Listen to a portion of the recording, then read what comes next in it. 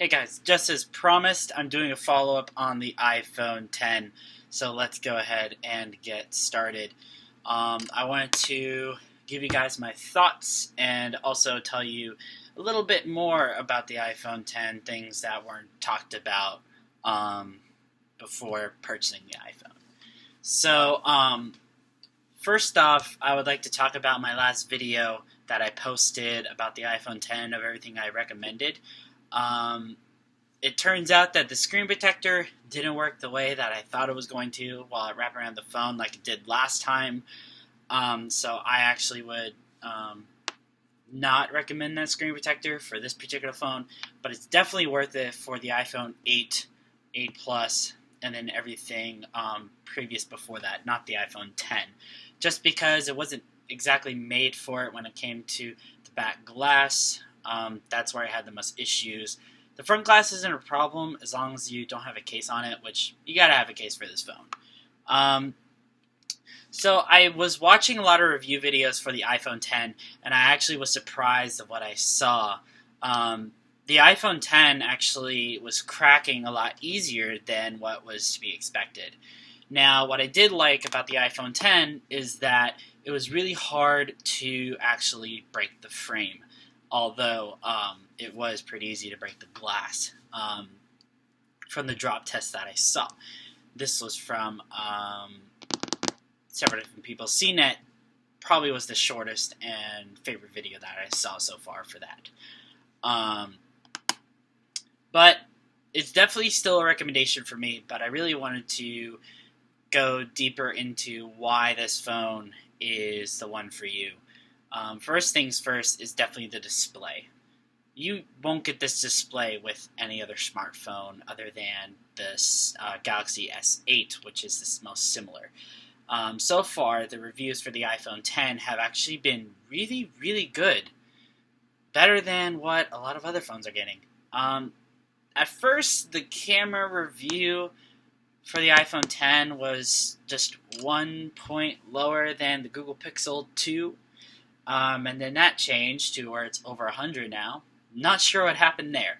But long story short, the best camera you can get for low light and for portraits is going to be the iPhone 10. And this is just personal preference. It's the simplest one to use, even though that you can still get really good photos with the Google Pixel 2 XL and the regular Google Pixel, which have the same camera, plus the Samsung Galaxy S8 and the Note 8 take really good photos. I find those a little bit more complicated to use to get into the software for both the portrait mode and other stuff.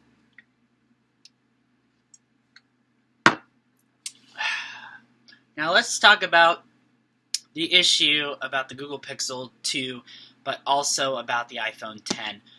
It's been said that the OLED screen will burn out. Apple's addressed this, Google's addressed this, everyone's addressed this, but it's nothing that's new to the OLED environment.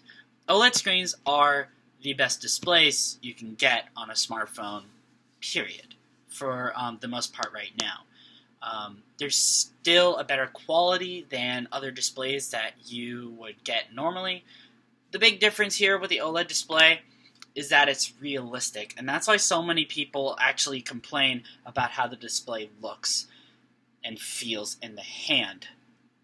When you have the iPhone 10, it's a more realistic picture than what you would get with a different smartphone. And like I said, it takes really good low-light photos. This is something that you normally won't get with another smartphone. That's a picture of my friend, by the way, from class. But long story short, if the screen does burn out, you can go towards the manufacturer warranty, or if you have AppleCare, which is best because that gives you 2 years, that's the route you're going to want to go at so they can go ahead and either fix it or replace it. I don't know all the details, to be perfectly honest, but as far as I know, that's what Apple has done in the past for the iPhone 6s battery issue, for the iPhone 6 and 6 Plus camera issues. They are going to cover the OLED display, and that's what I am probably going to say that's what they're going to do, because this is the same issue with the Google Pixel and Google Pixel 2 XL. Now, I haven't seen any photos yet of the burnout of the displays on the Apple products for the iPhone 10. I'm pretty sure that's because of the whole Google Pixel thing, where they wanted to jump on the issue before it's released with the OLED displays. But again, this isn't something you should worry so much about if you're trying to decide, hey, which screen is better, OLED or non-OLED. OLED is a better display.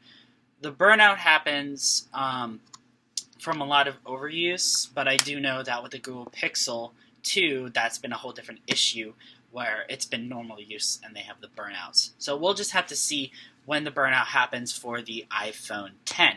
I haven't noticed anything wrong with my display. It's been perfect.